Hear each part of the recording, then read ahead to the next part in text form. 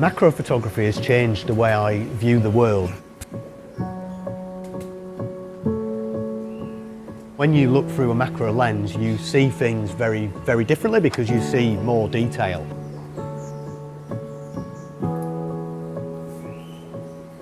I had a rock climbing accident and I completely trashed my left ankle, which took me out of climbing and mountaineering for quite some time. All of a sudden I had this void of time where I wasn't climbing and doing mountaineering. I learned how to use my camera properly. I spent the time at local nature reserves because I wasn't quite so mobile, and I discovered macro photography.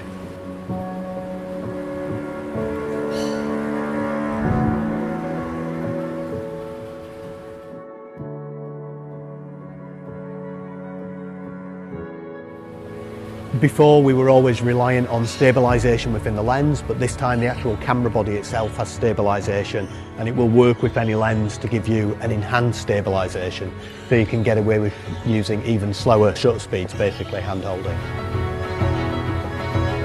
If I'm photographing things which are moving quite a lot, a tripod just isn't going to work.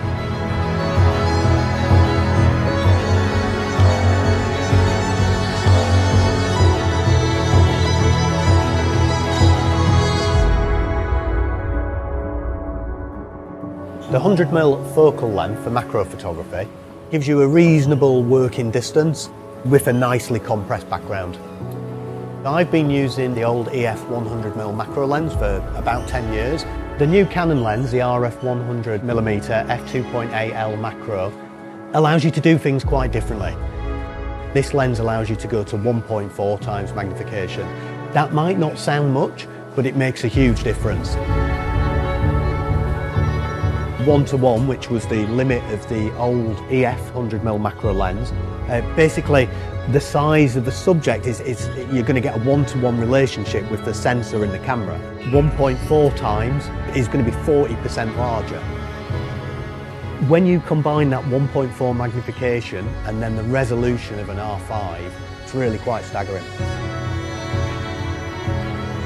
I've been photographing butterflies, where if you look at the full image, you can see that it's an abstract of a butterfly's wing. But when you zoom in on that 1.4 magnification and 45 megapixels, one of the images I could see today, you could see the individual butterfly scales, I could see iridescence of the light of some of the hairs on the butterfly's wing. It's really quite staggering. Because you have got stabilisation in both the lens and the body, that basically means I can get away with using ridiculously slow shutter speeds.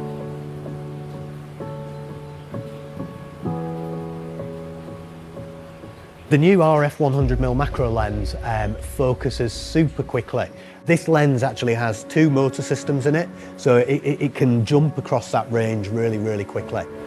I've been photographing down to a 50th of a second at quite high magnification, which just was not possible before with the previous camera systems and the previous lenses. Another key new feature with this lens, a totally new feature, is around spherical aberration control. What this allows you to do is control the backgrounds and the foregrounds as to how in focus or soft they are. So this is going to have really exciting opportunities from a creative perspective, whether it be product photography, macro photography, or portrait photography. As you go to the extremes of the spherical aberration control as well, you could see the model's hair changing significantly.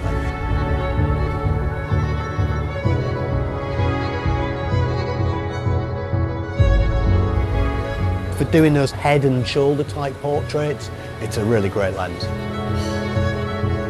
One of the things I found with photography is I am always learning, and always learning is a good place to be.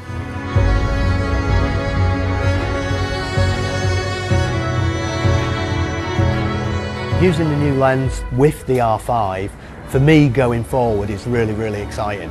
So I'm going to be able to shoot in 8K at 1.4 magnification, and with this lens having the dual focus system and also a silent focusing system, the USM system, so it's ultra silent, I'm going to be able to do these macro videos which are going to be like nothing else I've been able to do before in the past.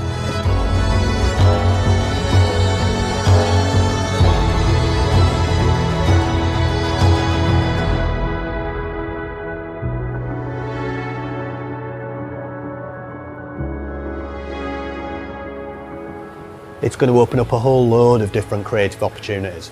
I can't wait.